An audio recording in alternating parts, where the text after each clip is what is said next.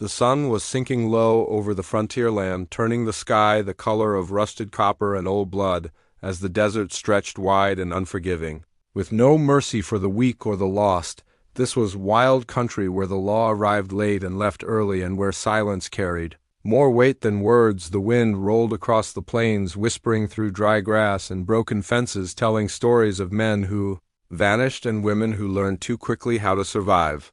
Out here, fate did not knock politely. It kicked down the door and waited to see who would stand. The town of Red Hollow sat crooked against the edge of nowhere, its buildings leaning like tired men after a long fight. Wooden porches creaked beneath the boots of drifters and gamblers, while the saloon breathed out smoke and regret with every swing of its doors. Horses stood tied in the dust, their eyes dull, as if they too had seen too much of this land. The mine outside town loomed like an open wound carved into the hills, a place everyone avoided and everyone feared because too many souls had gone down and never come back. She arrived in Red Hollow just before nightfall, riding alone with the sun at her back. Dust clung to her coat, and her eyes carried the look of someone running from more than distance. People noticed her but did not greet her. In the Old West, strangers were questions no one wanted answered. She dismounted slow and careful, every movement measured, as if she expected trouble to rise. From the ground itself, her boots hit the dirt, and the town seemed to hold its breath. No one knew her name yet, but they would remember her face, pale from travel, marked by resolve, sharpened by loss. She was not dressed for comfort or vanity, but for survival, and that alone earned quiet respect in a place like this. She glanced toward the mine far off against the hills, and her hand tightened for a moment, as if some memory had already reached out to claim her. The mine watched back, dark and patient like it always did. Across the street, the rancher stood leaning against a post near the livery stable. He was a tall man with shoulders shaped by years of work and a face carved by sun and wind. He did not speak much, and when he did, people leaned in because his words were rare and carried truth. He had seen her arrive, and unlike the others, he did not look away. His eyes followed her, not with hunger or suspicion, but with something quieter. Recognition, perhaps, or warning. The rancher had lived most of his life in the spaces between things, between towns and seasons. Between violence and peace, he had buried friends and enemies with the same steady hands, and learned long ago that the land never chose sides, it simply watched. He knew the sound of a storm before the clouds formed, and he knew trouble when it rode into town on tired horses and determined eyes. When he saw her, he felt that old weight settle into his chest, the kind that meant nothing would be the same by morning. Night came fast, as it always did out here. Lanterns flickered to life, casting long shadows that twisted across the street like restless spirits. The saloon grew louder, but the sound felt hollow against the vast silence beyond the town limits somewhere. Far off, metal groaned deep within the mine, a sound carried by the wind like a warning no one wanted to hear. The woman stood near the boarding house, now staring at the door, as if deciding whether to enter or keep moving until the land swallowed her whole.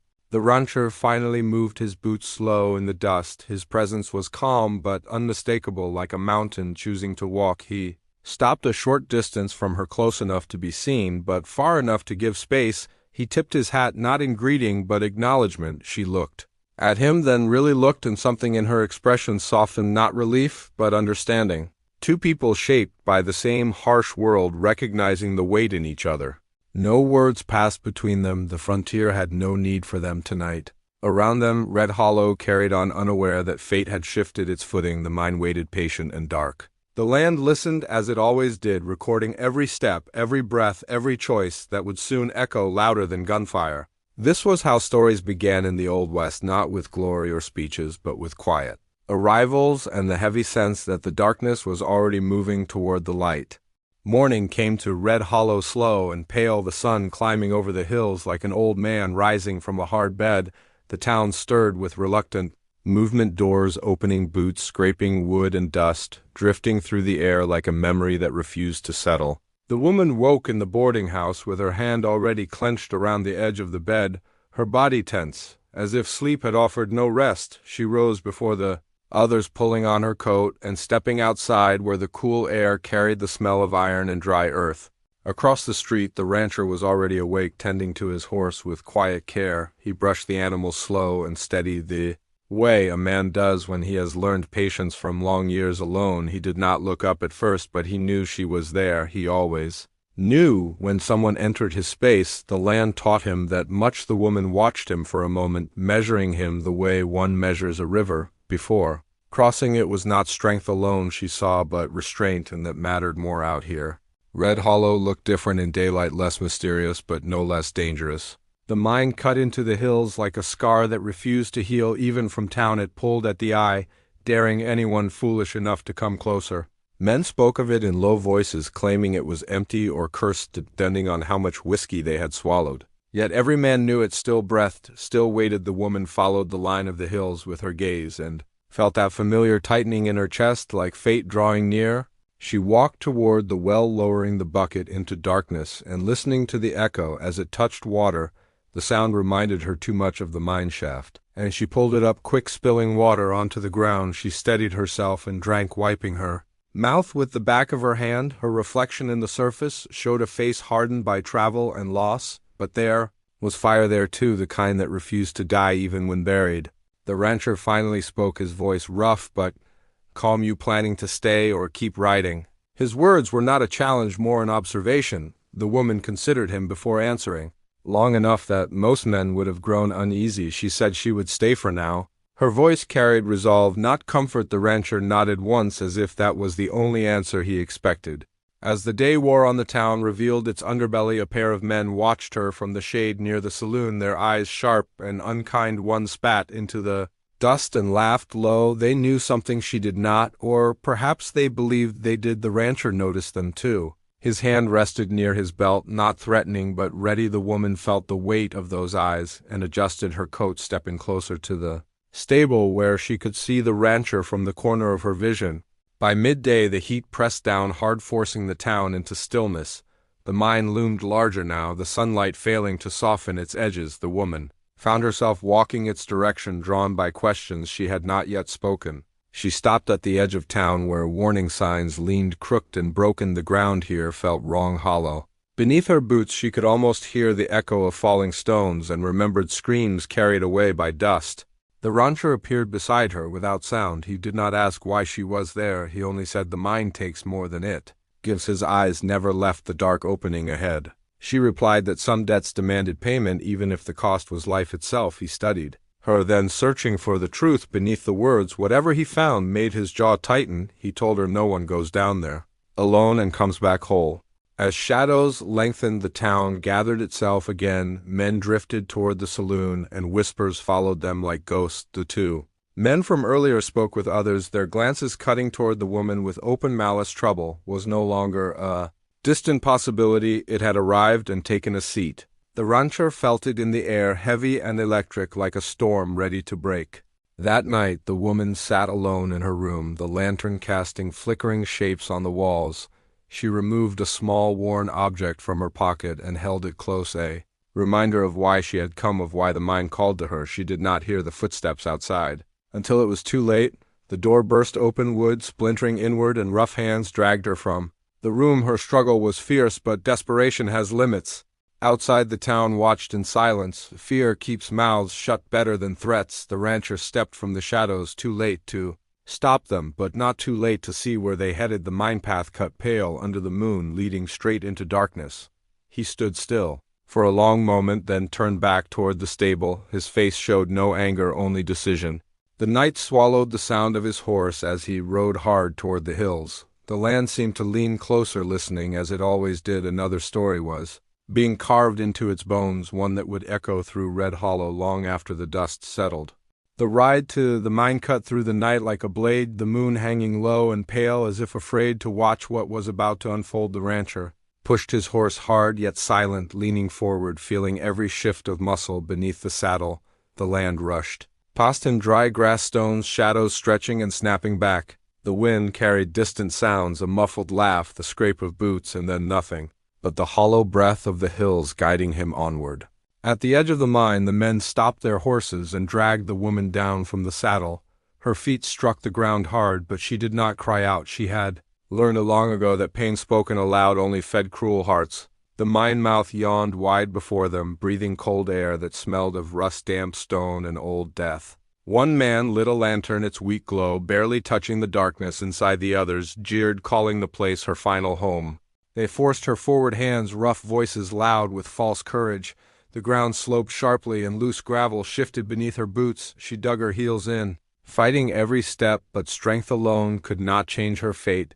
They laughed again, and one shoved her hard. She stumbled, arms flailing, and then the earth vanished beneath her feet. Her scream tore free before she could stop it, echoing wildly as her body slammed against the shaft walls. Pain exploded through her side and legs, stealing her breath. The lantern light vanished above, replaced by spinning darkness and falling dust. She struck the bottom hard, the impact driving the air from her lungs and leaving her gasping on the cold stone floor. Above her, the men shouted insults, their voices distant and distorted. One spat down into the shaft, another kicked a loose rock and listened as it clattered and vanished into silence. Then there was the scrape of wood, the sound of a rope being pulled free, and the fading thud of boots retreating. They left her there, broken and alone, the mind sealing itself around her like a grave. Time lost meaning in the darkness. She lay still, fighting waves of pain that threatened to drag her under. The air was thick and stale, making each breath a struggle. Her hands found blood slick on her coat, and she clenched her teeth, refusing to give the mind the satisfaction of her despair. Slowly she moved, testing her limbs. Her legs screamed in protest, but held enough to move. Her side burned, yet she lived, and that mattered.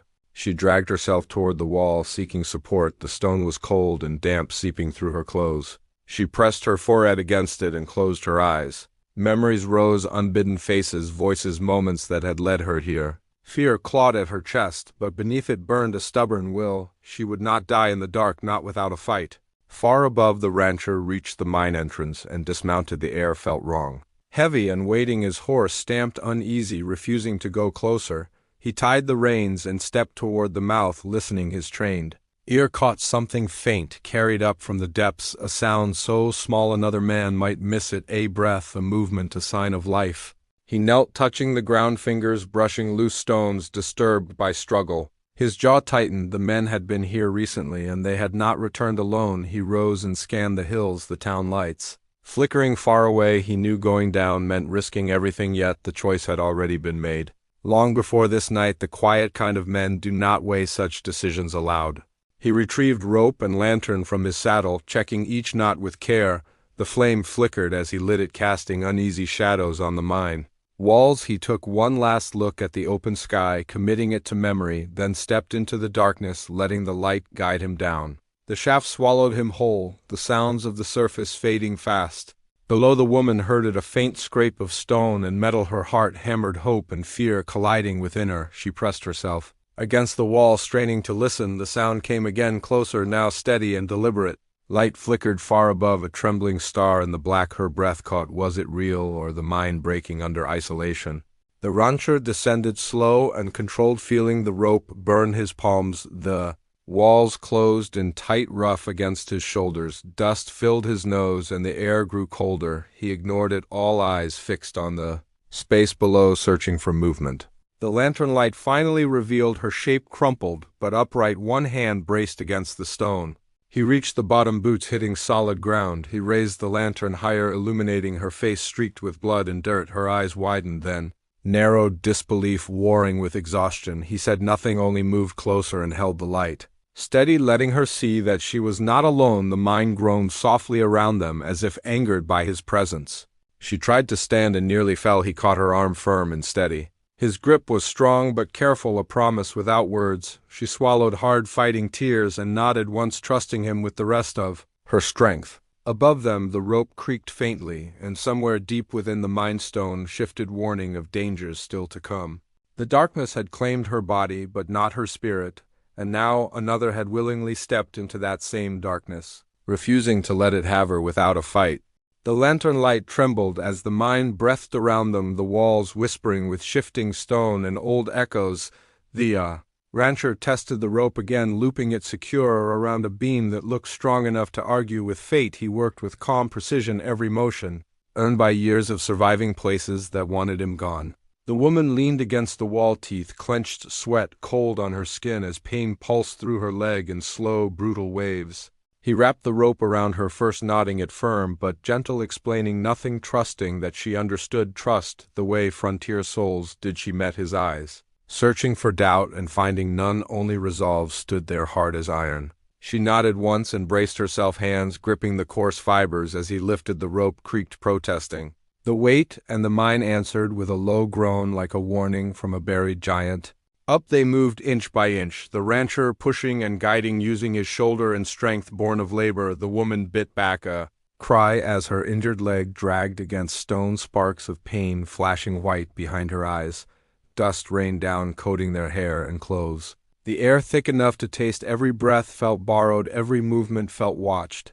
Halfway up the shaft, a crack split the silence. Timbers above shifted, and a cascade of pebbles rained past them, vanishing into the dark below. The rancher froze, muscles locked, listening. He waited until the mine settled again, then urged her upward with a quiet sound from his throat, not words, just presence. She climbed, pulling herself with shaking arms, refusing to let weakness win. Far above, moonlight brushed the edge of the opening, a pale promise that felt impossibly distant. The woman focused on that light, letting it pull her forward, memory by memory, step by step. She thought of the road that led her here, of the wrongs done and the price demanded. She thought of survival and the stubborn fire that had kept her moving across a merciless land. The rancher followed close behind, guarding her ascent, watching the walls and ceiling for signs of betrayal. His revolver rested heavy at his side, a reminder that danger wore many faces tonight. As they climbed, the mine shifted again, louder this time, a deep rumble that rolled through bone and breath alike. He urged her faster, knowing the earth was losing patience. At the mouth of the shaft, hands reached down, grasping her arms, hauling her up, and over the edge she collapsed onto the cold ground, gasping as fresh air burned her lungs like fire. The rancher emerged moments later, rolling clear. As stones spilled after him, the mine shuddered violently, then stilled as if deciding to wait a little longer. They lay there for a heartbeat, neither speaking, listening to the night settle again. Stars watched, indifferent and ancient. The woman laughed, once short and broken, then pressed her face into the dirt, alive beyond expectation. The rancher pushed himself up, scanning the hills, already sensing the next danger before it showed itself. From the trail came the sound of approaching horses, multiple riders moving fast, careless of noise. The men had returned, drawn by greed, or fear, or unfinished cruelty. The rancher pulled her to her feet, supporting her weight without hesitation. He led her toward his horse, tying her secure before turning to face the threat alone if needed. The riders crested the hill, guns raised, voices sharp with anger. The rancher stood, his ground lantern in one hand, revolver in the other light, casting long shadows that made him look taller, broader, unmovable. He did not shout or threaten, he simply waited, and that waiting spoke louder than any challenge. Gunfire shattered the night wood, splintering stone, biting dust, exploding around him. He fired back, measured and true, forcing the men to scatter. One fell, another fled, and the rest hesitated, courage draining fast when faced with a man who refused fear the mine chose. That moment a roar, collapsing inward with a thunder that shook the hills, swallowing the entrance in a cloud of dust and finality. The men broke, then fleeing into the dark, leaving only echoes and regret behind. The rancher mounted quickly, turning the horse toward town, holding her steady as they rode. The land watched again, recording the cost, and the courage etched into its endless memory. Behind them, the mine sealed its secrets forever. Ahead waited reckoning, healing, and a story that would ride the wind across the plains, whispered by fires and remembered by those who understood that in the wild Old West darkness never truly wins when someone dares to follow another into it. Dawn broke hard and red, as if the land itself had been wounded during the night. The rancher rode with steady purpose, the woman held close against the saddle, her breath shallow but strong enough to prove she still belonged to the living. Red Hollow appeared ahead, quiet and tense, its buildings crouched low beneath the rising light as though they sensed what was coming. The dust stirred by the horse hoofs felt heavier now, carrying whispers of violence that could no longer be ignored. They reached the edge of town just as doors began to open and faces emerged, pale and uncertain. The woman slid down carefully, her injured leg trembling beneath her. The rancher supported her without ceremony, guiding her toward the sheriff's office, though everyone knew the badge in this town carried more rust than authority. Eyes followed them, wide and silent, because people understood when something had shifted, and no one wished to stand in its path. Inside the office, the sheriff stared at them, his face draining of color when he saw the state she was in and the look in the rancher's eyes. The woman spoke, then, her voice rough but steady, telling of the mine, the men, the fall, and the darkness. Her words did not seek pity, only truth. The sheriff swallowed hard, knowing the names she would soon speak carried weight and fear in Red Hollow. By the time she finished, the town had gathered outside, drawn by rumor and the heavy pull of justice long delayed. The rancher stood at the door, watching the crowd, reading faces as one reads weather. He saw guilt in some, defiance in others, and shame in many. The men responsible were not among them, yet their absence spoke louder than confession. A murmur rolled through the crowd as the woman stepped out, leaning on the rancher's shoulder. She named them, then, each name falling. Like a hammer blow, the air tightened, as if the land itself demanded response. Some men looked away, others clenched fists, and a few reached for weapons before thinking better of it. Fear is a powerful teacher, and today it taught restraint. From the far side of town, boots thundered as the guilty rode in, guns displayed bravado. Worn thin by night terror, they had not fled far. Believing Red Hollow would shield them as it always had, they shouted accusations, lies, threats, anything to seize control of a story already lost. The rancher stepped forward, placing himself between them and the woman, his presence a wall no gunfire wished to test. The first shot rang out sharp and final. The rancher answered without hesitation. His movement fluid, practiced. The street erupted into chaos, horses screaming, men diving for cover, dust choking the air. The woman watched from the doorway, heart pounding, knowing this moment had been earned by blood and darkness alike. When the smoke cleared, 2 men lay wounded, 1 dead and the rest fleeing into the open land where the law of survival ruled harder than any badge. The town stood frozen, witnessing a truth they could no longer deny. Silence fell heavy, broken only by labored breaths and the creak of wood settling back into place. The sheriff finally moved, ordering the wounded bound and the dead covered. His voice shook but carried resolve, born too late yet still necessary. The woman sank onto a bench, strength fading now that danger had passed. The rancher knelt beside her, checking her injuries with care as gentle as the night had been cruel. As the sun climbed higher, Red Hollow changed before their eyes. People spoke openly now, apologies offered, quiet and ashamed. The mine outside town had collapsed, sealing away its hunger and the men who fed it with cruelty. The land had closed a wound, though scars would remain as they always do. By afternoon, the woman rested in a clean room, her leg bandaged, her future uncertain, but alive. The rancher stood at the window, watching the horizon where the road stretched endless and unforgiving. She joined him, eventually leaning close, sharing the silence that had saved her life. Words were unnecessary, what mattered had already been proven. When evening came, she asked him what he would do next. He said the same as always, keep moving, keep listening. The West never stopped calling, and neither could he. She nodded, understanding that some people were meant to stay and others to arrive just long enough to change everything. As stars returned to the sky and Red Hollow breathed easier, the story settled into the land, another wild western tale carried by wind and memory, not of a mine or violence alone, but of a quiet rancher who followed someone into darkness and refused to leave her there, and of a woman who survived the fall and stood tall beneath a burning sky that would remember them both. The morning after reckoning arrived, gentle and pale, the kind of dawn that follows a storm when the land exhales and waits to see what survives. Red Hollow woke slower than usual, as if the town itself felt older, wiser, and uncertain of who it had become. Overnight the dust had settled, but the memory had not, and every step along the street carried the echo of what had been faced and what could no longer be ignored. The woman stepped outside, leaning on the doorframe. Feeling the sun warm her face, her legs still ached, deep and constant, but it was a living pain, one she welcomed as proof that the darkness had not claimed her. She watched townsfolk move about their business, quieter, now heads lowered, voices softened. Some nodded to her, others looked away, shame heavy in their posture. She did not need their words, survival had already spoken loud enough. The rancher stood by the stable, tightening a strap on his saddle, movements unhurried as ever. His horse flicked its tail, restless, sensing the road ahead. He felt her presence before he saw her and turned, meeting her gaze. They shared a look filled with things neither felt the need to explain: gratitude, respect, and the understanding that paths cross for reasons not meant to last forever. She walked toward him, slow but steady, each step a small victory. The town watched again, knowing this was a moment that would live longer than most. The rancher offered his arm, and she took it, accepting help without surrendering strength. They stood side by side, facing the open land where the road stretched thin and endless beyond the last building.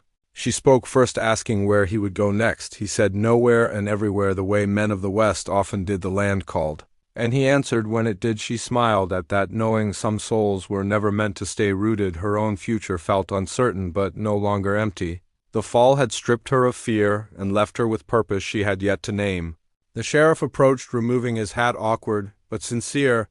He spoke of justice and change, of how Red Hollow would not forget what had happened. The woman listened politely, then nodded. Once she knew towns made promises easily but kept them rarely. Still something had shifted, and that mattered. The rancher listened too, then turned away, his business with the law already finished. By midday the rancher was ready to ride. The woman stood near the road, the dust warm beneath her boots. They spoke little, exchanging only what was needed. He reminded her that the West was wide and unforgiving, but also fair in its own brutal way. She told him she would remember the darkness and the man who did not fear it. He nodded once, that was enough. He mounted his horse, reins loose, posture relaxed, as if the road ahead were just another quiet conversation waiting to happen. He tipped his hat to her then, to the town, not in farewell, but acknowledgement. Then he rode out, slow at first, then steady, becoming smaller against the horizon until land and sky swallowed him whole. The woman watched until he vanished, then turned back toward Red Hollow. The town felt different now, not safer perhaps, but honest. She took a breath and stepped forward, carrying her scars openly, no longer weighed down by them. The mine lay collapsed in the hills, sealed and silent. Its hunger ended at last. The land had taken its due and given back what it chose. That night a fire burned outside the saloon, and stories began to travel as they always do in the West. Some would grow larger, some would fade, but the truth would remain at the core. A woman left to die who refused the grave, a quiet rancher who followed without question, and a darkness that learned even the deepest pits cannot hold what the human will is determined to reclaim. Beyond the horizon, the road continued, waiting for the next story to carve itself into dust and memory, and somewhere between sky and earth, the wild old West listened, ready to remember this one for a long, long time.